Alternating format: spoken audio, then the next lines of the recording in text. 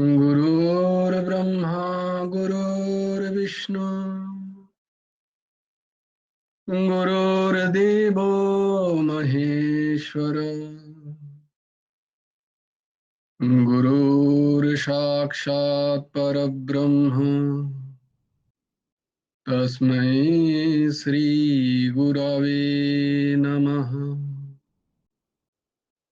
कृष्णाय वासुदेवाय हरये परमात्मने प्रणतक्लेशनाशाय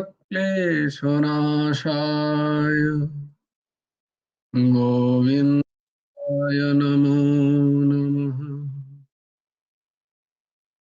कृष्णाय वासुदेवाय देवकी नन्दनाय च नन्दगोपकुमाराय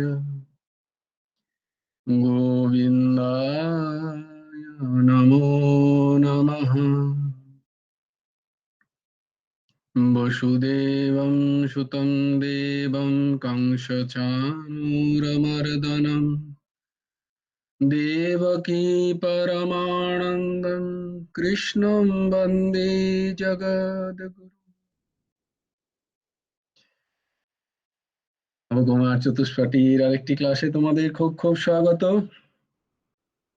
আজকে ভাগবত। ওম সচ্চিদানন্দ রূপায় কৃষ্ণায় ক্লিষ্টকর্মণে वेदांत वेद्याय गुरवे बुद्धिसाक्षिणे श्रीकृष्ण चैतन्यं भगवन्तं कृपार्णवं प्रेम भक्ति वितारणाथं गौरीशतारय मूकं करोति वाचालं पङ्गुं लङ्घयते गिरिं यत्कृपातमहं वन्दे परमानन्दमाधवम्।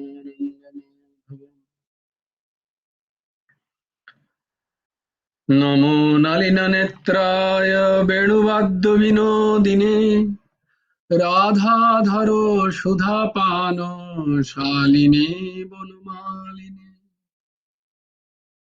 बर्हापीडं नटवरवपुः कर्णयो कर्णिकारं बिभ्रदवासो कनककपिशं वैजयन्तीं च मालाम् रन्ध्रान् वेणोदरसुधया पुरयन् गोपवृन्दे बृन्दारण्यं सपदरमणं प्राविशद गीतकीर्तिः। जयति परशरसूनु सत्तवती हृदयनन्दन व्यासः यस्यास्य कमलगलितं वाङ्मयमृतं जगत् शिवोति। नारायणं नमस्कृत्य नरं चैव नरोत्तमं देवीं सरस्वतीं व्यासं ततो जयो मुदीरये।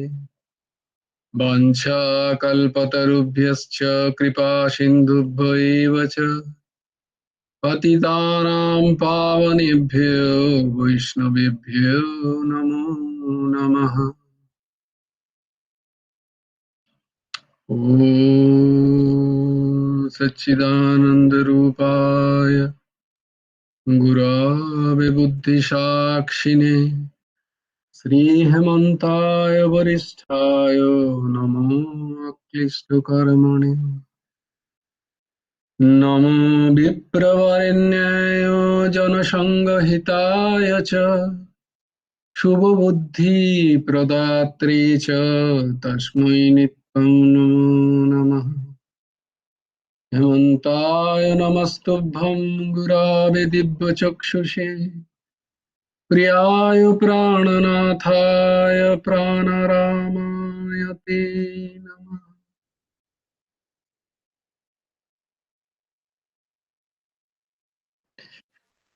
একবার একজন ব্যবসা করতে গেছে, মানে যাবে আর কি, বাড়ি থেকে অনেক জিনিসপত্র নিয়েছে, সেই সব সে বাজারে বিক্রি করবে, কিছু পয়সা কড়িও নিয়েছে খাবে বলে। তো যাবার সময় সে দেখলো বেশ কিছু বন্ধু বসে আছে তার, ঘর থেকে বেরিয়েছে, ব্যবসা করতে যাবে। তো বেশ কিছু সঙ্গী সাথী আছে তার কাছে, সবাইকে ডাকছে, আরে চলো চলো, চল না আমার সাথে চল। এই কি বসে আছিস, এই চলো রে, এই চলুন, এই চল রে, আরে চল না यार করে সবাইকে সঙ্গে নিয়েছে।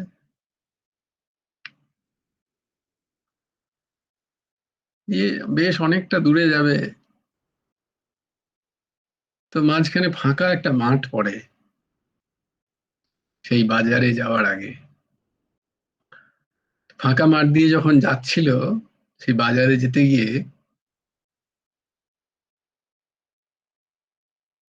তখন সেই বন্ধু বান্ধবরা কি করে, হঠাৎ করে তাদের মন পাল্টে যাদেরকে ডেকে নিয়ে যাচ্ছিল তারাই উল্টে সেই ব্যক্তিকে মারধর করে তার সমস্ত পয়সা কড়ি নিয়ে চম্পট। কাকে বলবি বল, মাঠ তো ফাঁকা মাঠ একদম, এবার কি করে বিজনেস করবি কর। তো খুবই মুহ্যমান অবস্থায় সে ব্যক্তি, উম, খাওয়ার পয়সাটুকুও নেই, খিদে পেয়েছে খুব, তেষ্টাও পেয়েছে খুব, কোন রকমের দিগ্ভ্রান্ত হয়ে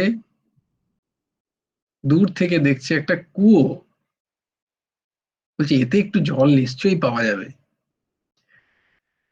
তো কুয়োতে জল খেতে গিয়ে কি করছে, দেখতে গেছে যে জল আছে কি নেই, সামনে ঘাস ছিল, ঘাসে পাটা পিছলে গেছে, যেই পিছলে গেছে সঙ্গে সঙ্গে কুয়োতে তো পড়ে যাবে। তো কোন রকমে বাঁচাও বাঁচাও করতে গিয়ে একটা এরকম হাত বাড়িয়েছে, তো একটা গাছের ডাল এরকম করে নেমেছিল আর কি কুয়োর দিকে, পাশে একটা গাছ, তার ডাল নেমেছিল, সেই গাছের ডালটা ধরে কোন রকমে ঝুলে পড়েছে, গাছের ডাল ধরে ঝুলছে।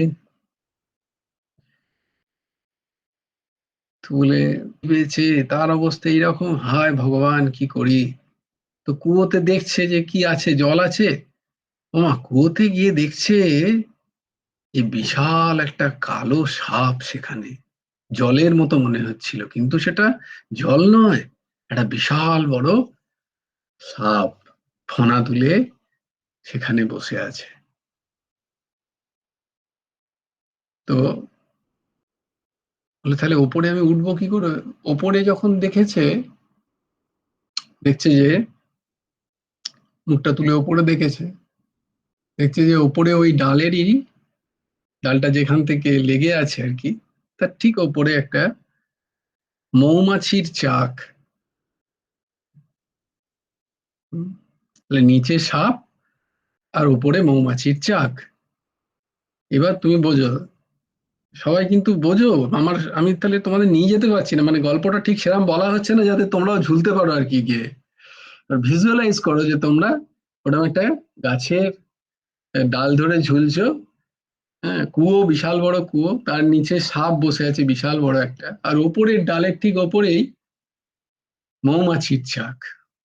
আর প্রচন্ড খিদে পেয়েছে তার, হুম, প্রচন্ড খিদে পেয়েছে, তেষ্টাও প্রচন্ড পেয়েছে। কি করি কি করি, কি করে বাঁচি। তার মধ্যে ওই যে মৌমাছির চাক থেকে একটু একটু করে মধু টপকাচ্ছিল। তো আমি তো ঝুলছি, আমাকেই ভাবো আমি ঝুলছি, তোমরা ছেড়ে দাও। আমি কি করছি, প্রচন্ড তেষ্টা পেয়েছে আমার, তো কেউ কোথাও নেই, চেঁচিয়ে পাওয়া গেল না, মানে ঠিক আছে মধু যখন পড়ছে তাহলে একটু মধু খেয়েই গলাটা ভেজাই। কোনো রকম এরম এরম করে নড়ছি, আর এক একটা মধু পড়ছে মুখে, মধু যখন পড়ছে খুব ভালো লাগছে, চাটছি একটুখানি, আহা। কিন্তু তারপর এখানে তো আরো বেশি জল তেষ্টা পেয়ে যাচ্ছে, মধু তো মিষ্টি, আরো জল তেষ্টা পেয়ে যাচ্ছে। কি করা যায়, আবার একটুখানি, কখনো মধু গালে কানে পড়ে যাচ্ছে, কখনো নাকে পড়ছে, কারণ ঠিক অ্যাডজাস্টও হচ্ছে না তো, দু একটা কখনো কখনো মুখে পড়ে যাচ্ছে আর খুব ভালো লাগছে,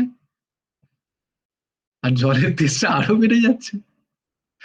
এর মাঝখানে আমি দেখলাম যে ডালটাতে আমি ঝুলছিলাম সেই ডালে ওই গাছেই থেকে উঠে দুটো ইঁদুর ওই ডালটাকে কাটছে দুদিক থেকে।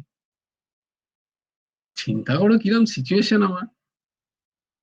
এক তো নিচে সাপ, চারিদিকে জল নেই, প্রচন্ড চেষ্টায় আর খিদেতে আমার অবস্থা প্রাণ ওষ্ঠাগত।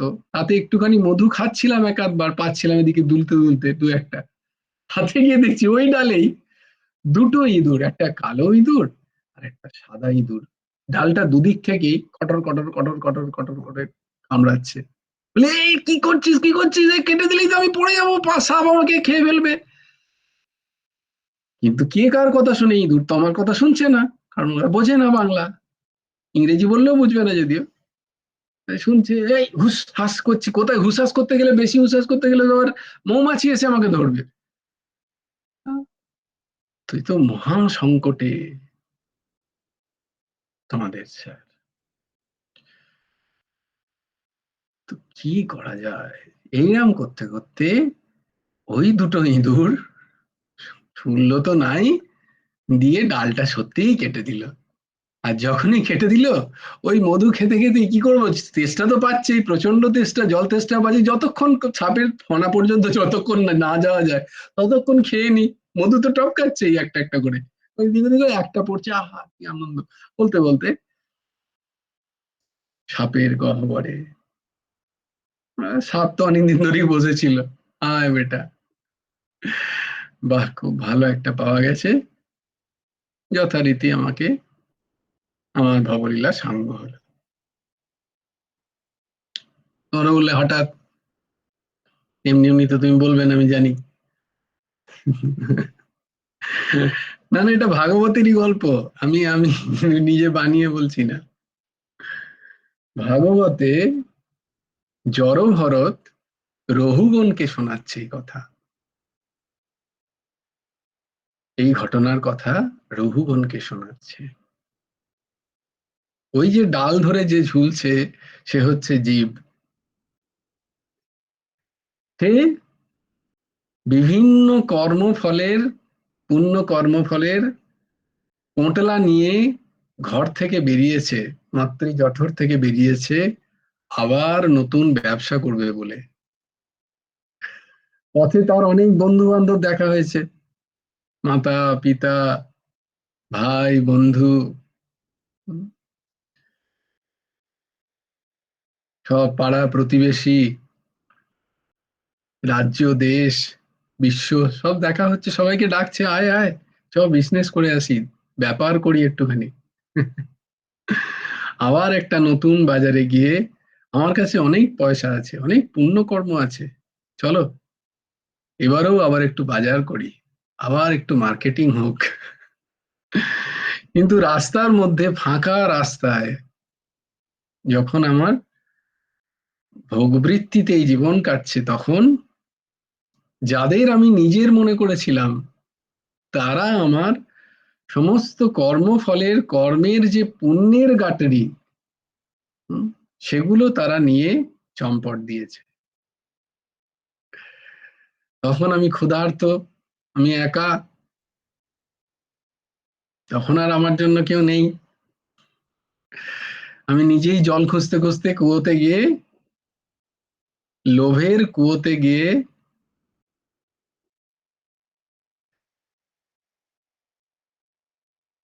অবৈধ কর্মের ঘাসে পা পিছলে, ওই ডাল স্বরূপ যে আয়ু আমার বেঁচে আছে, সেই আয়ু নিয়ে আমি সংসার কূপে ঝুলছি। সেই কূপের নিচে কে আছে, কাল সর্প। কাল সর্প অপেক্ষা করছে, সে নিচে কে আছে, কাল সর্প। আর ওপরে কি, ওই যে মধু, সেটা হচ্ছে ইন্দ্রিয়ের ভোগবাঞ্ছা বাসনা স্বরূপ মধু। একটু একটু পড়ছে, কখনো পড়ছে কখনো পড়ছে না, একটু পড়লে আরো জাগছে মনের মধ্যে, আরো ভোগ বাসনা জেগে যাচ্ছে। আমি দেখতে পাচ্ছি নিচে কাল সর্প, আর ওই যে দুটো ইঁদুর কে জানো, একটা সাদা ইঁদুর আর একটা কালো ইঁদুর, সেটা হচ্ছে একটা রাত্রি আর একটা দিন। তারা আমার আয়ুকে খাচ্ছে। ওই যে ডালটা আমার আয়ু, আমি ডালটা ধরে ঝুলছি, আয়ু ধরে ঝুলছি। আর কাল আমার এই একটা কালো ইঁদুর, একটা সাদা ইঁদুর, রাত্রি আর দিন, দিন আর রাত্রি আমার আয়ুকে কুড়ে কুড়ে খাচ্ছে। একদিন আয়ু খেয়ে নেবে, আর ডাল সমেত, আর ডাল থাকবে না কাছের সাথে লেগে। তখন আমি কাল সর্পের গহ্বরে আমার আবার একটা জন্মের সমাপ্তি। এইরকম তত্ত্বজ্ঞান দিচ্ছেন জড়ভরত মহাশয় রঘুগণকে। জড়ভরত কে ছিলেন? ভরত রাজা ছিলেন ঋষভ, ঋষভ দেব, তার পুত্র ভরত। এই ভরতের নামেও ভারতবর্ষ। তো ঋষভ দেব তার পুত্রকে রাজত্ব ছেড়ে দিয়ে চলে গেলেন জঙ্গলে। ভরত রাজা এতই ধার্মিক এবং নৈষ্ঠিক রাজা ছিলেন যে তিনি বহুকাল রাজত্ব করলেন, প্রজাদের খুব খুশি দিলেন, খুব আনন্দ দিলেন। তারপরে যথারীতি শাস্ত্র অনুযায়ী চতুর আশ্রমের নিয়ম মেনে তিনি তার পুত্রকে রাজত্ব দিয়ে বানপ্রস্থে চলে গেলেন। 50-এর পরে বানপ্রস্থ, তো বানপ্রস্থে চলে গেলেন তার পুত্রকে রাজত্ব দিয়ে। সেই বনে গিয়ে তিনি খুব সাধনা করতে লাগলেন।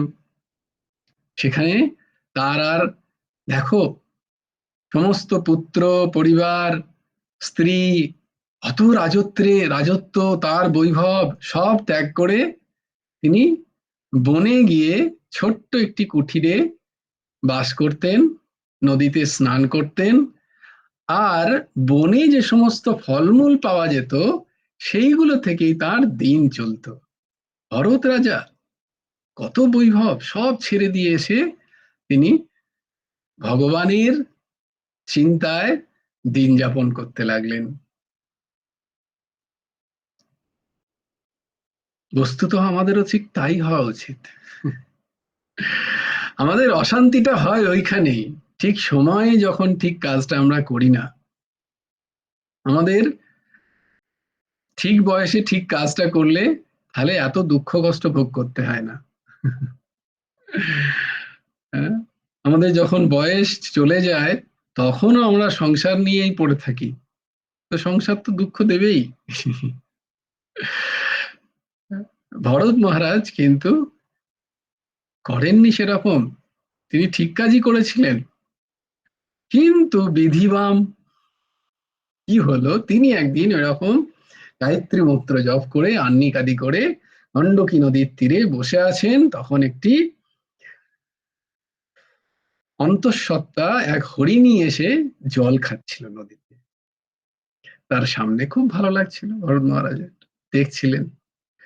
তখনই এক বিশাল ব্যাঘ্র এসে সেই হরিণকে খাবে বলে যখন চেঁচিয়েছে হালুম বলে, সেই হরিণী ভয়ে এই নদীকে পার করার জন্য একটা বিশাল লাফ দিয়েছে। যখনই লাফ দিয়েছে তার গর্ভ থেকে তার ছোট বাচ্চা নদীতে পড়ে গেছে।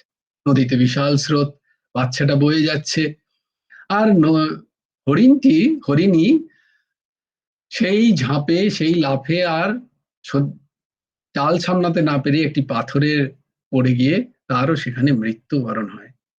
আর বাঘ তো যথারীতি পেলই না। ভরত মহারাজ এই গোটা দৃশ্যটা দেখছেন, দেখলেন এ হে হে, ছোট্ট বাচ্চা হলো, বেচারা জলের তোরে ভেসে যাচ্ছে, আর মাটাও তো মারা গেল, ওকে কে বাঁচাবে? তো ভরত মহারাজ কোন রকমে গিয়ে সেই হরিণীর বাচ্চাটাকে নিয়ে এলেন ঘরে, তাকে শুশ্রূষা করলেন, তাকে আদর করলেন, সব ছেড়ে ছেড়ে দিয়ে এসে হরিণীর বাচ্চাটার প্রেমে পড়ে গেলেন। ভগবান তাকে ভালোবাসেন, তাকে আদর করেন, হরিণীর বাচ্চাটাও তাকে আদর করে। এই করতে করতে বেশ কিছু দিন যায়। হরিণের বাচ্চা একদিন দেখতে পেলো তারই মতো দেখতে বেশ কিছু জন এসে তার চারিপাশে। তখন সে, আরে এরা তো সব আমার জন, তো তাদের সাথে চলে গেছে। ভরত মহারাজের তো অবস্থা খারাপ। যা, জঙ্গলে এসে একটি হরিণ শাবকের মোহতে ভরত মহারাজ ফেসে গেলেন। ভাবতে ভাবতে ভরত মহারাজের অন্তিম সময় এসে গেল। যখন অন্তিম সময় এলো, সেই হরিণ শাবকটি আবার এসে ভরত মহারাজের সামনে বসেছে। বসে ভরত মহারাজ তাকে দেখতে দেখতে প্রাণ ত্যাগ করলেন। পরজন্মে শাস্ত্র অনুযায়ী, সিদ্ধান্ত অনুযায়ী ভরত মহারাজের হরিণ শরীর প্রাপ্ত হলো। কেন বলছি আজকে এই বিষয়টা উত্থারণ, যে আমরা ঠিক এই প্রসঙ্গটাই পড়ছি গীতায়। অসংখ্য জন্ম, যে যোগী তার ভুল হয় না, সে ভুলে যায় না তার চিত্ত। তাই ভরত মহারাজও যখন হরিণ শরীর পেলেন, তিনি কিন্তু ভুলে গেলেন না যে আমি ভরত মহারাজ ছিলাম, আমি যোগী ছিলাম, আমি ভগবত প্রাপ্তির জন্য সংসার ছেড়ে দিয়ে আমি জঙ্গলে গিয়ে একটি আমার সমস্ত পুত্র পরিবারের মায়া ত্যাগ করে আমি একটা হরিণ শাবকের মায়ায় ফেসে গেছিলাম। তাই আর নয়, তাই দেখো এবার আমি হরিণ হয়েছি। নয় আর নয়, তাহলে আমাকে খুব সাবধানে এই জীবনটা কাটাতে হবে। তাই জন্য তিনি কি করতেন, যত মুনি ঋষিদের আশ্রমে থাকতেন তাদের উচ্ছিষ্ট যে সমস্ত খাবার, সেই সমস্ত খাবার খেয়ে তিনি দিন যাপন করতেন। এই করতে করতে তাদের দেখতে দেখতে তিনি ওই হরিণ শরীর একদিন ছেড়ে দিলেন। ছেড়ে কি হলো, তার একটি তৃতীয় জন্ম, তার একটি ব্রাহ্মণ পরিবারে জন্ম হলো। সদাচারী, স্বধর্মনিষ্ঠ, বেদজ্ঞ আঙ্গিরস ব্রাহ্মণ পরিবারে ভরত মহারাজের জন্ম হলো। এবারও তার কথা সেই মনে আছে, যোগী তো ভোলে না। গীতায় আমরা পড়েছি সিদ্ধান্ত, তাই এবারও তার কথা মনে আছে। তাই এবারে তিনি ঠিক করলেন, না আর নষ্ট করা যাবে না, এবার মনুষ্য শরীর পেয়েছি, এবারে আর কোনো গীতা ক্লাসের স্যার হলে চলবে না। এবারে কারুর আর কোনো আশাতে যেন আমি দাঁড়াতে না পারি। মহারাজ চরম জ্ঞানী, তার সমস্ত জ্ঞান বর্তমান, কিন্তু তিনি কোনো কিছুতেই কোনো আগ্রহ দেখাচ্ছেন না, যেন কিছুই জানেন না, কিচ্ছু বুঝতে পারছেন না, এরকম তার মাথায় কিছুই ঢুকছে না। তার পিতা অনেক চেষ্টা করলেন তাকে পড়ানোর, লেখানোর। ব্রাহ্মণ গায়ত্রী মন্ত্রের প্রথম শব্দটাই সে বলতে পারছে না, 6 মাস ধরে তাকে গায়ত্রী মন্ত্র বলা হচ্ছে। প্রথমে প্রণব, ভূর্ভুবস্য তৎসবিতুর্বরেণ্যং ভর্গো দেবস্য ধীমহি ধিয়ো যো নঃ প্রচোদয়াৎ। আবার প্রণব, তো প্রণবই বলছে না ইচ্ছা করে। একটা অক্ষর সবাই বলতে পারবে, উনি বলছেন না, কি একটা যেন ছিল প্রথমটা, তারপরে একটা কি যেন প্র প্র এরকম করতেন আর কি। তো বাবা বললো, না হে সত্যি মন্দ বুদ্ধি, এর দ্বারা কিছু হবে না। সবাই বলল এর বুদ্ধির কিছু নেই, ওকে সবাই নাম দিয়ে দিল জড় ভরত। জড়, একজন জড় প্রকৃতির। বাবা বললো, যাক বাঁচা গেছে। যে কাজই ভরত মহারাজকে দেন, সেই কাজের ঠিক উল্টোটা করেন। এই করে কেউ কাজও দেয় না ভরত মহারাজকে, বাড়িতে খেতেও দেয় না, কোন রকমের একটু খুদ সেদ্ধ করে দিয়ে দেয় ভরত মহারাজকে একটা ফাঁকা ভাঙা ভাঙা পেতলে, এই কি বলে অ্যালুমিনিয়ামের থালায়, ভরত মহারাজ সেটাই ভগবানকে অর্পণ করে অমৃত স্বরূপ পান। এইরকম করে ভরত মহারাজ যেন নিষ্ক্রিয় হয়ে থাকছেন, নিষ্ক্রিয় হয়ে রইলেন। কেন, তিনি প্রমাণ করতে চাইলেন না কোথাও নিজেকে, যে না আবার যদি আমি কোনো বাসনায়, আবার কামনায়, আবার মিথ্যা অহংকারের জন্য যে প্রাপ্ত মোহ, সেই মোহে যদি আবার ফেসে যাই, আবার একটা সম্পর্ক, আবার একটা নতুন কর্ম যদি ফেসে যাই, তাই জন্য তিনি জড়ো হয়ে রইলেন। এরকম ভরত মহারাজের বেশ কিছু কাহিনী আছে। একদিন ভরত মহারাজ বসেছিলেন তার বাড়ির পরিবারের একটি জমিতে, পা ছড়িয়ে দিয়ে, গায়ে কিছু নেই, পরনে একটা ছোট্ট মলিন ধুতি। তো সেই সময় সৌবীর দেশের রাজা যাচ্ছিলেন পালকি করে। তো তার পালকি বাহকের একজন খুব অসুস্থ হয়ে পড়ে। সবাই বলে, চলো চলো, একজন বাহক খুঁজতে হবে, একজন বাহক খুঁজতে হবে। তো বলে, বাহক খুঁজে নিয়ে এসো। সবাই চারিদিকে খুঁজতে খুঁজতে দেখেছে ভরত মহারাজ শুয়ে আছে একটা গাছের নিচে। হুম, कैसा सोए हैं? पृथ्वी सज्जा और चंद्र बाती, और क्या है? बाहु है उपाधान, वायु व्यजन, दिशा वसन, हम है ভিক্ষুক সমান। এইরকম ভাবে ভরত মহারাজ শুয়ে আছেন। হ্যাঁ, মাথার উপরে, মাথার নিচে হাত রেখে। সবাই বলে ভরত মহারাজকে দেখে, ওহো, এ তো বেশ হৃষ্টপুষ্ট, এ আমাদের দারুণ কাজে লাগবে, এই তুমি কাজ করবে? হ্যাঁ। কোনো কিছুতেই না নেই ভরত মহারাজ, সবেতে হ্যাঁ, কিন্তু করেন না কোনোটাই ঠিকঠাক। তো বলে হ্যাঁ, বলে চলো তাহলে ভরত মহারাজকে নিয়ে যা, চলো, কার বইতে হবে কি। তো বইছেন ভরত মহারাজ, বই বইছেন যখন, নিচে যত পোকামাকড় যাচ্ছে, ভরত মহারাজ যাতে না পা পড়ে যায়, আবার কর্ম তৈরি হবে, ওভাবে লাফিয়ে উঠছেন মাঝে মাঝে। কোনো পিঁপড়ের লাইন দেখছেন, টুক করে লাফিয়ে উঠছেন। এবার লাফালেই তো সবাই ব্যালেন্স বিগড়ে যাচ্ছে সবাইকার। আর ভেতরে যে রৌগণ বসে আছেন রাজা, তার মাথাটা বারবার গিয়ে পালকির মাথায় ঠেকছেন, আর খুব রেগে যাচ্ছেন, এই কি হচ্ছে কি তোদের। তিনি যাচ্ছিলেন তার গুরুদেবের কাছে, কপিল মুনির আশ্রমে তার গুরুদেবের কাছে যাচ্ছেন আত্মতত্ত্ব গ্রহণ করতে। তিনিও খুব পড়ালেখা, কিন্তু তার মাথা ঠেকছে, আর তিনি সবাইকে বকছেন, এই এটা কি হচ্ছে, ভালো করে চালাতে পারো না? বলে, না না, আমাদের দোষ নেই রাজামশাই, এই দেখুন না, যাকে ধরে নিয়ে এসছি তার দোষ, মাঝে মাঝেই লাফিয়ে উঠছে, আমরা কি করি বলুন, ওর জন্যই যত কিছু হচ্ছে। বলছে, আচ্ছা দেখি সে কি। রাজা মহারাজ নেমে এসে বলছেন, হ্যাঁ, ভরত মহারাজের তো শরীর বেশ হুষ্টপুষ্ট, বেশ লম্বা চড়া। বলে, আরে বাপরে, এত রোগা পাতলা মানুষটাকে নিয়ে এসছিস তোরা, মনে হচ্ছে কতদিন খায়নি, হাড় ঝিরঝিরে, বেশ ভরত মহারাজ বেশ হৃষ্টপুষ্ট, এরকম মানে টোন কাটছেন আর কি রাজা মহারাজ। একে কেন নিয়ে এসছিস, এ কি পারে বইতে, দেখ এখনই কত মনে হচ্ছে যেন ক্লান্ত হয়ে পড়েছে। ভরত মহারাজের কোনো যায় আসে না, বেশ ফুর্তিতে আছে আর কি, শুনছে।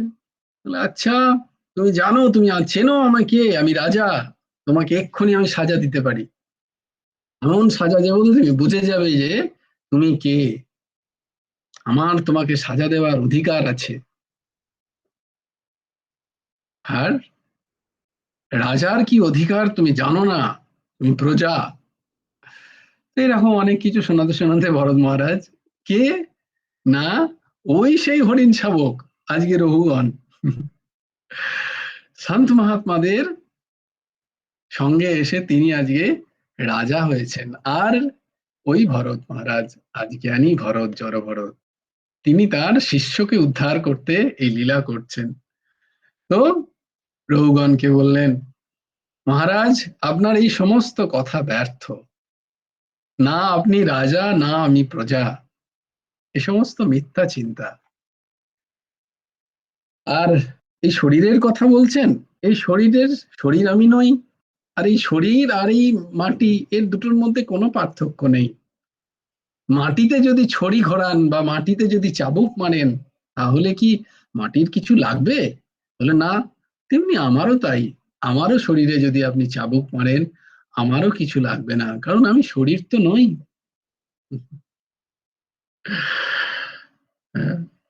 আমি রোগা, আমি মোটা, আমি বুদ্ধিমান, আমি মন্দ বুদ্ধি, আমার বুদ্ধি নেই, আমি খুব সুরূপ, আমি কুরূপ, আমি কালো, আমি ফর্সা, আমি স্ত্রী, আমি পুরুষ। হুম, আমি দরিদ্র, আমি ধনী, আমার মধ্যে রোগ আছে, প্রচুর রোগ আমার, আমি নিরোগী, আমার কোনো রোগ নেই।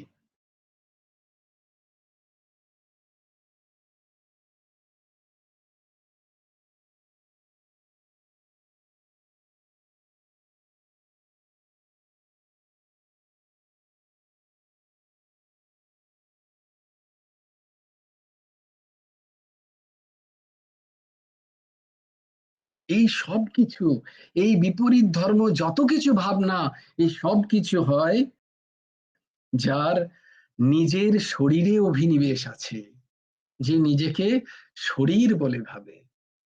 এই রকম আপনি যে কথাগুলো বলছেন, এসব শরীর ধর্মীদের কথা।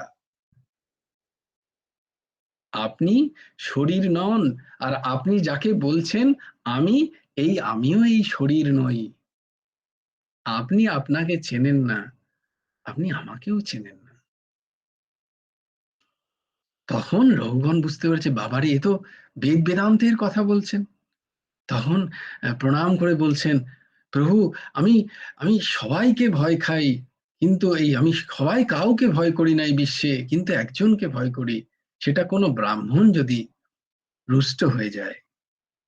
তো আপনি মনে হচ্ছেন সত্যি কোনো এক ব্রাহ্মণ। ব্রাহ্মণ তো বটেই, কিন্তু আমি এমনি এমনি ব্রাহ্মণ নই, আমি আরো উচ্চ কোটির ব্রাহ্মণ। তো আমি আপনাকে প্রণাম করছি, আপনি আমাকে সেই শিক্ষা দিন। কিন্তু আপনার এই কথায় একটা জায়গায় আমি বিশ্বাস করতে পারছি না। এই যে আপনি বললেন শরীরের কোনো কষ্ট হয় না, ওমা, পালকিতে এত ভারী, শরীরের কাঁধে চাপছে, শরীরের লাগছেও, কষ্টও হচ্ছে, আর বলছেন সেটা সেটা আপনার কষ্ট নয়, আত্মার কষ্ট নয়, তা কি করে মেনে নি? সেটা তো মানতে পারছি না। বল ঠিক আছে, তুমি উদাহরণ দিয়ে বলো। ভরত মহারাজ বলছেন রৌগণকে, তুমি উদাহরণ দিয়ে বলো। বলে ঠিক আছে, আমি উদাহরণ দিচ্ছি। এই দেখুন, উদাহরণ হচ্ছে, ধরুন কোনো আগুনের ওপরে যদি আমি একটা বাসন দিই, মানে হাঁড়ি চাপালাম, হাঁড়িতে আমি জল দিলাম, জলে আমি বেশ কিছু চাল দিলাম, তাহলে চালের সাথে তো ঠিকই বলছেন যে চালের সাথে তো আগুনের সম্পর্ক হচ্ছে না, ঠিকই বলছেন, কিন্তু তা সত্ত্বেও চালটা সেদ্ধ হচ্ছে কি হচ্ছে না? তাহলে চালের সাথে আগুনের সম্পর্ক হচ্ছে না, এটা তো আমি মেনে নিলাম। যে আপনি যে বলছেন আত্মার সাথে পালকির যে ভার, তার কোনো ডাইরেক্ট সম্বন্ধ নেই, সেটা আমি মেনে নিলাম। কিন্তু এই সূত্রে যেমন আগুনের তাপ গিয়ে চালের ভেতরে প্রবেশ করে চালকে সেদ্ধ করে দিচ্ছে, এমনি ভাবেই সংসারের সুখ দুঃখ, আমার শরীরের সাথে সম্পর্কযুক্ত সম্পর্কদের সুখ দুঃখ আমাকে নাড়া দিতে পারে না।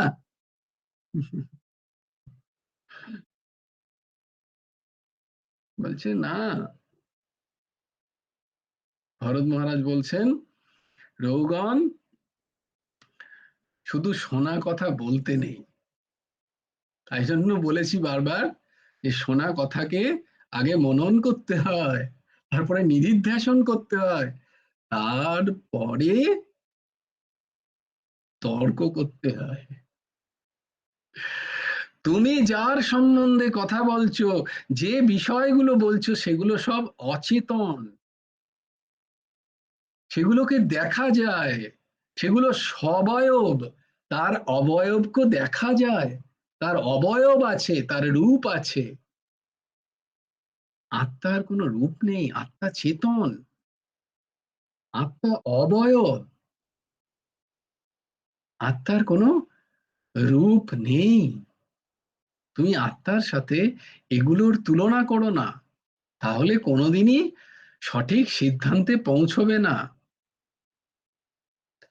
যে সিদ্ধান্ত মহাপুরুষরা প্রতিষ্ঠা করে গেছেন, সেটা কোনো কিছু উদাহরণ দ্বারা নয়, সেটা অনুভব বেদ্য, সেটাকে শ্রবণ করতে হয়, মনন করতে হয়, নিধিধ্যাসন করতে করতে অনুভবে আসে।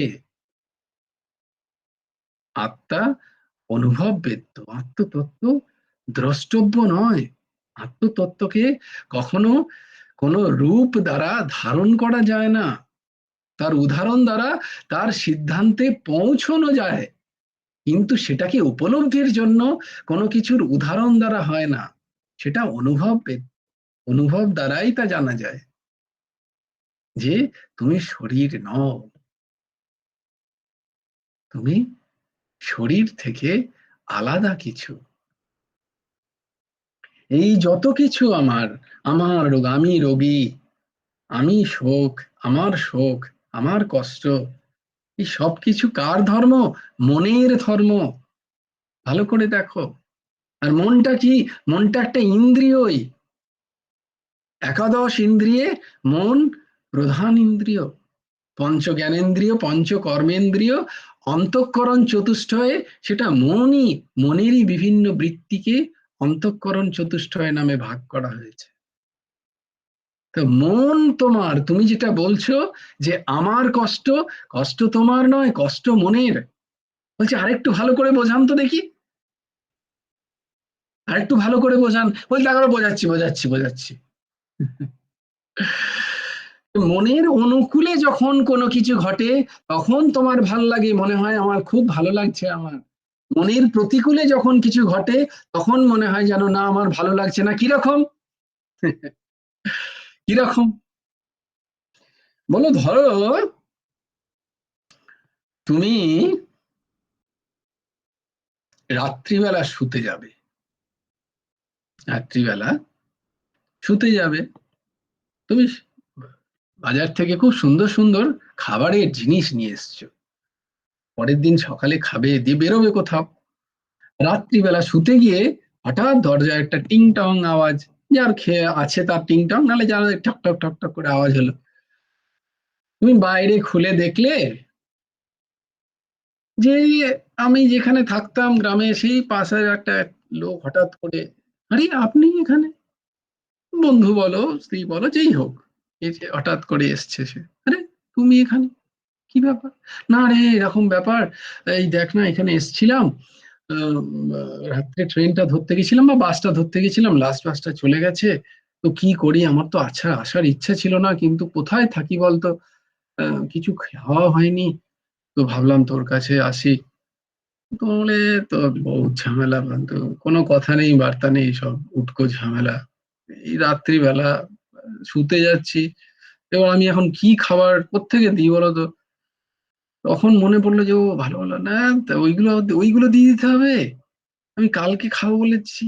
আরে কি যে করি, গীতা ক্লাসও করতে হয়, এইসব বিবেক টিবেক নিয়ে যাচ্ছে, দেখ দেরি তো, ভাল লাগে না। এই তো তুমি অন্য, না অন্য কোথাও এরকম বলতে যাচ্ছে, আবার বলছে না এরকম বলা যাবে না, সবাইকে উপকার হয়তো শিখেওছি খানিকটা, বলতে পারছি না, ঠিক আছে এখন কি কোথায় বলে, এই তো মুশকিল, তাহলে আমার তো একটাই বিছানা, কোথায় শুতে দিই?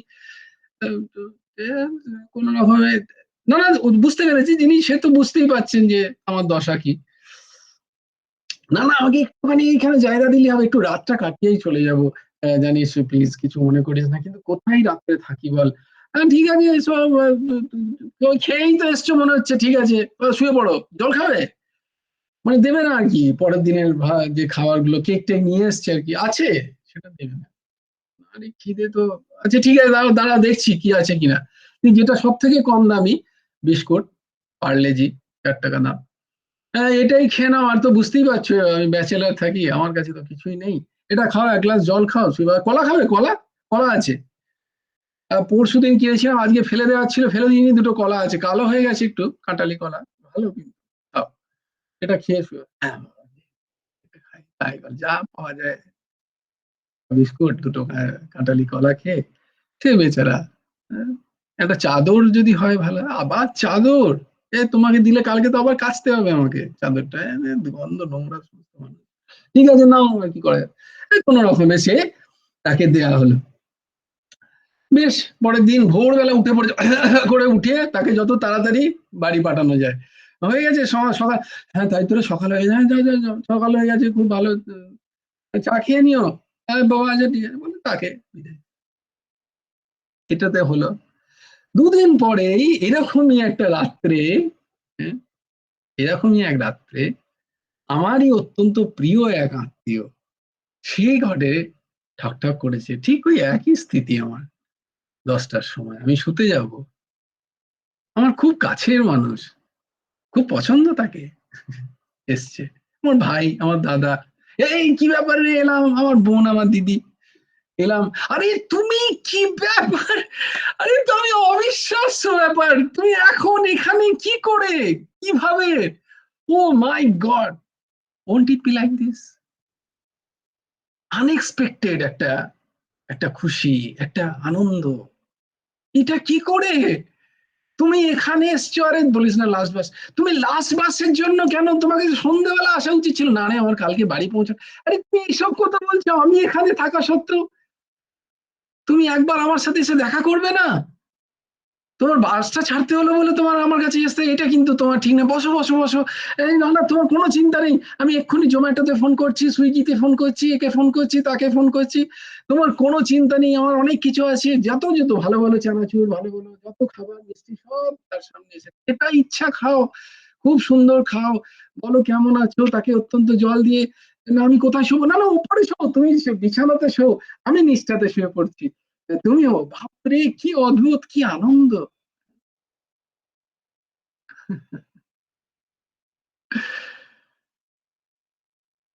স্থিতি দুরকম, একজন মন ভালো লাগে না তাকে, আর একজনের খুব ভালো লাগে মনকে। তাই দেখো, দু জায়গায় আমাদের দুটো ব্যবহারের স্থিতি আলাদা, দুটো ব্যবহারের স্থিতি আলাদা। তাহলে কারণ কি, কারণ মন, কারণ কি অহং বুদ্ধি, কারণ কি দেহে মমত্ব বুদ্ধি, সেই দেহের সাথে যার সম্পর্ক আছে তার সাথে আমার মমত্ব বুদ্ধি, মোহ এব হি কারণম, তার জন্য আমার আনন্দ হয়, তার সঙ্গে তার জন্য আমার দুঃখ হয়, অন্যদের জন্য কোনো কিছু হয় না, বলে সব অজ্ঞানের কারণে নিজের দেহকে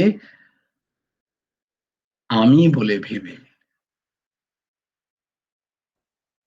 এইরকম ভাবে, ঠিক এই কথাগুলোই, ঠিক এরকম ভাবে বলে এসব ছাড়ো রৌগণ, এসব ছেড়ে দাও, সর্বত্র সেই এক চৈতন্যেরই খেলা চলছে, এটা জানো, তারপরে মানো, তারপরে সেটাকে মনন করো, তারপরে সেটা নিদিধ্যাসন করো যতটা সম্ভব।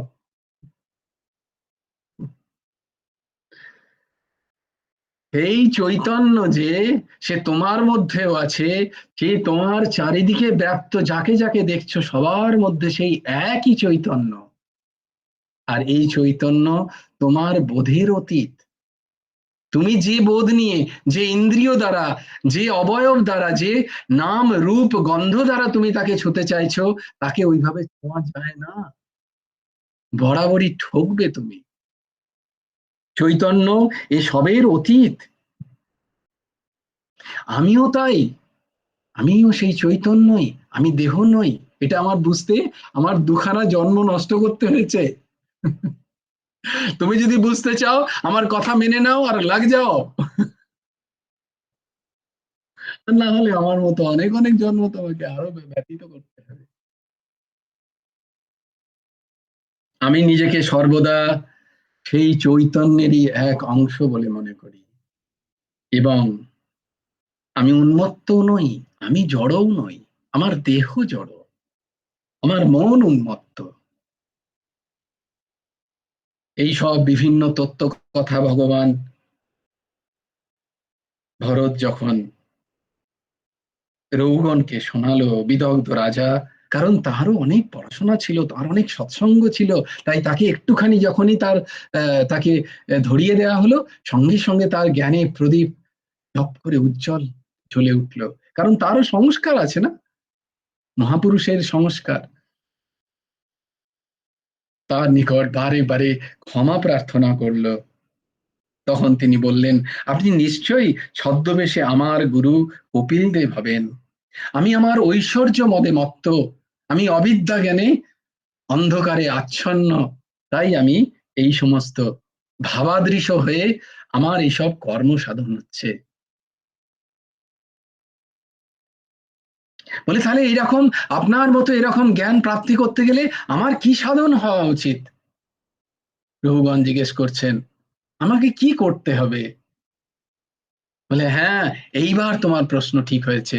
তোমাকে প্রথমেই মহৎ পাদ আশ্রয় নিতে হবে। মহৎ পাদপদ্ম ছাড়া এই জ্ঞান প্রাপ্তি দুর্লভ। তুমি শ্রবণ করলেও তুমি পাবে না যদি মহৎ কৃপা না হয়। শুধু শ্রবণে, শুধু স্বাধ্যায়ে, শুধু পড়ে নিয়ে, শুধু শুনে নিয়ে এই জ্ঞান অনুভব বেদ্য হয় না, অনুভব হয় না। এই জ্ঞানকে যদি ধারণ করতে হয় তাহলে মহা মহাপুরুষের পাদ পদ্মের সন্নিকটে বসতে হয়। তদ্বিদ্ধি প্রণিপাতেন পরিপ্রশ্নেন সেবয়া। প্রণিপাত হতে হয়, সেবা করতে হয়, নিরন্তর প্রণিপাত হয়ে সম্পূর্ণ তার শ্রীচরণে নিজেকে বিকিয়ে দিতে হয়। আগে বিকিয়ে দিতে হয়, নিজের বলে কিছু রাখলে চলে না।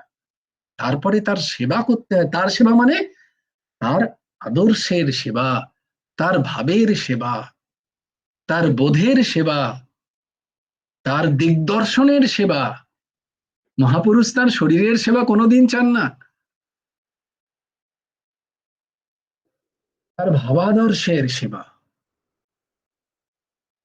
এইরকম কোন মহৎ পুরুষের শ্রীচরণে নিজের অহংকে সম্পূর্ণরূপে বিলয় করে দিয়ে তার সেবা যখন করে, তখন যখন আত্মতত্ত্ব তদ্বিদ্ধি প্রণিপাতেন পরিপ্রশ্নেন, পরিপ্রশ্নে পড়ে অনেক পরে, আগে সেবয়া পরিপ্রশ্ন যখন করবে, আত্মতত্ত্ব যখন জিজ্ঞেস করবে, আমি কে, আমি কেন এসছি এই সংসারে, এই সংসারে আমার আসার উদ্দেশ্য কি, আমার কি এটাই উদ্দেশ্য জন্ম আর মৃত্যু আর মাঝখানে এই বিভিন্ন খেলা, আমার কি এটাই উদ্দেশ্য? এই প্রশ্ন যখন তুমি তার কাছে করবে, তিনি তখন কি করবেন? উপদিক্ষন্তি তে জ্ঞানম জ্ঞানিনা তত্ত্বদর্শিনঃ। সেই তত্ত্বদর্শী মহাপুরুষ তোমাকে জ্ঞান দান করবেন।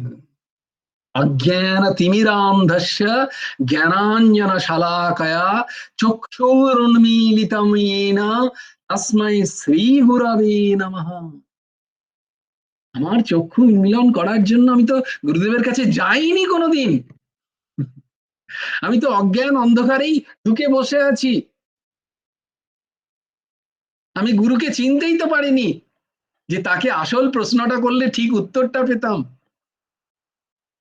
আমি তো অজ্ঞান অন্ধকারে আমার দিন চলে যাচ্ছে। শরীরকে নিজের নিজে বলে ভাবছি আমি বোধহয় এই শরীর। আমি তো গুরুদেবকে কারণ তদ্বেদে প্রণিপাত হয়নি তো, তাই পরিপ্রশ্নও যাচ্ছে না। আমি তো প্রণিপাতই হইনি। এই আজকেই একজনের সাথে কথা হচ্ছিল, তাকে অনেক কিছু বোঝানোর পরে যখন আবার যাচ্ছি, সে একই গাড্ডায় গিরে গিয়ে একই প্রশ্ন। অত্যন্ত বহু বহু দিন ধরে সে আধ্যাত্মিক স্তরে আছে। তখন একটাই সিদ্ধান্ত হলো যে যে কথাগুলো এই দাস বলছে তার তো তাই কথাগুলো তো বিশ্বাসই নেই। বিশ্বাস থাকলে তবে তো সে ধারণ করবে। তুমি কোনো বাচ্চাকে যদি বলো এখানে যাওয়া যাবে, দূর যাওয়া যায় নাকি, তার তো বিশ্বাসই নেই এরকম হতে পারে। এই এরোপ্লেন ওড়ে নাকি কখনো, হাজার হাজার কিলোর একটা জিনিস উড়ে যাবে দুম করে, কাউকে বললে এরকম হয়। সে তো বিশ্বাসই করেনি গুরুদেবকে, গুরুদেবের কথায় তার সেই বিশ্বাস, দৃঢ় বিশ্বাস কোথায়? তদ্বিদ্ধি প্রণিপাতেন নেই, পরিপ্রশ্নেও নেই, কারোর কোনো প্রশ্নই জাগে না। জীবন চলছে চলে, ঠিক আছে এরকমই বোধ হয় লাইফটা।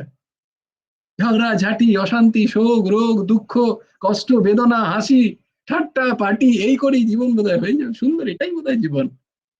এর থেকেও আরো কিছু আছে নাকি কাকে জিজ্ঞেস করুন, দরকারই নেই প্রশ্ন করা। প্রশ্নই যাচ্ছে না, প্রশ্নই যাচ্ছে না মধ্যে। ভাবছি এটাই বোধহয় জীবন। ওই যে দিদি সেদিন জিজ্ঞেস করলেন।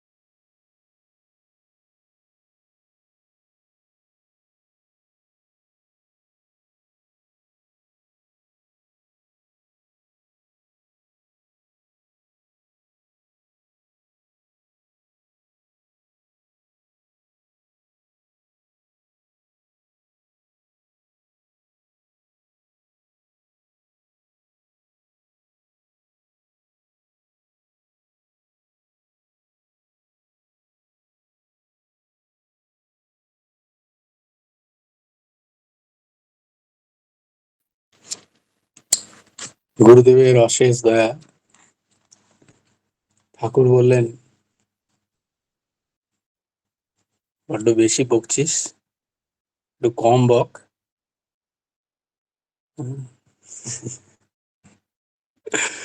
তাই জন্য নেটওয়ার্ক গায়েব করে দিলেন। চলো, কোই বাত নেই। তো আমাদের এইভাবেই আস্তে আস্তে এগোতে হবে। আজকে জড় বড়তের কথা আমরা শ্রবণ করলাম। না, আমরা জড়ো হব না, জড়ো হতে হবে ভেতর থেকে, যাতে আমরা তত্ত্বজ্ঞানগুলোকে বুঝতে পারি। ভাগবতের মূল উদ্দেশ্যই হচ্ছে আমাদের মধ্যে যেন জ্ঞান, বৈরাগ্য, ভক্তি জাগে। আমার কথা, এই দাসের কথায় যদি সেটা না জাগে, তাহলে ভাগবত কথা মনোরঞ্জন হয়েই থেকে যায়, আত্মরঞ্জনের জন্য নয়। ভাগবত কথা সম্পূর্ণরূপে আত্মরঞ্জনের জন্য, ভাগবত কথা মনোরঞ্জনের জন্য নয়। কথা, যে কোনো কথা, সেগুলো থেকে যদি জ্ঞান না প্রাপ্ত হই, যদি আমার মধ্যে বৈরাগ্য না জাগে, ক্ষণভঙ্গুর সংসার থেকে যদি আমার মধ্যে ভক্তির প্রাদুর্ভাব না হয়, তাহলে ভাগবত কথা শ্রবণ এবং কথন দুটোই ব্যর্থ। এই জন্যই তো আমাদের বুঝতে হবে, ঠিক জিনিসটাকে ধরতে হবে, জীবনে ঠিক রাস্তায় চলার চেষ্টা করতে হবে। আর বারংবার ভগবান সেই শ্রীকৃষ্ণ, যিনি জগৎগুরু, তার কাছে প্রার্থনা করতে হবে, হে প্রভু, তুমি এসো আমার জীবনে যে কোনো রূপে, আর আমার অন্ধকার নয় যে চক্ষু, সেই চক্ষুটাকে তুমি আলোর দিকে নিয়ে চলো। আমার অন্ধকারের অজ্ঞান নষ্ট করে দিয়ে আমার জ্ঞানের অঞ্জন দ্বারা, জ্ঞানের অঞ্জন মানে হচ্ছে কাজল দ্বারা, আমার জ্ঞান চক্ষুকে উন্মিলন করো প্রভু। এইটা আমাদের বারংবার প্রার্থনা করতে হয়। বেশ, জয় জয় শ্রী রাধে। ভজ গুরু হেমন্ত দেব রাধে শ্যাম, জপ হরে কৃষ্ণ হরে রাম, রাধে শ্যাম শ্যাম শ্যাম রাধে রাধে, রাধে কৃষ্ণ কৃষ্ণ কৃষ্ণ রাধে রাধে। জয় জয় শ্রী রাধে, জয় জয় শ্রী রাধে, জয় জয় শ্রী রাধে। হরি বলো, হরি বলো, হরি হরি বলো। জয় গুরুদেব, জয় গুরুদেব, জয় গুরুদেব, জয় জয় পরমহংস ঠাকুর শ্রী শ্রী হেমন্ত দেব জিউর জয়। জয় গুরু রাধেশ্যাম। অহমেবাস্মিবাগ্রে নান্যদ যদ সত সত পরম পশ্চাদহম যদেতচ্চ যোবশিষ্যেত সোऽস্ম্যহম। ঋতেर्थं यत् प्रतीयेत न प्रतीयेत चात्मनि तत्विद्यादात्मनो मायां यथा भासो यथा तमः। यथा महन्ति भूतानि भूतेषु चावचेष्वनु प्रविष्टान्यप्रविष्टानि तथा तेषु न तेष्वहम्। एतावदेव जिज्ञासं तत्त्वजिज्ञासुनात्मनः अन्वयव्यतिरेकाभ्यां यत् सर्वत्र सर्वदा। वंशी विभूषितकरन्नवनीरोदाभात् पीताम्बरादरुणबिम्बफलधरोष्टात् पूर्णेन्दुसुन्दरो मुखादरविन्दनेत्रा। कृष्णात् परात् किमपि तत्त्वमहं न जाने। ध्येयं सदा परिभवग्नमभीष्टदोहम् तीर्थास्पदं शिवविरिञ्चिनुतं शरणम्। भृत्यर्थाहं प्रणतपालो भवाब्धिपोतं वन्दे महापुरुषते चरणारविन्दम्। त्वक्ता सुदुत्वज सुरेप्सितराज्यलक्ष्मीं धर्मिष्ठार्यवचसा जदगादरण्यम्। मायामृगं दयितयप्सितमन्वधावत् वन्दे महापुरुषते चरणारविन्दम्। यस्य प्रसादाद् भगवत्प्रसादो यस्य प्रसादाद् न गति कुतोऽपि। ध्येयंस्तवं तस्य यशः त्रिसन्ध्यम्।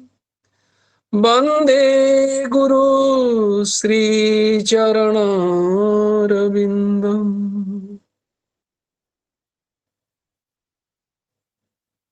জয় গুরু রাধেশ।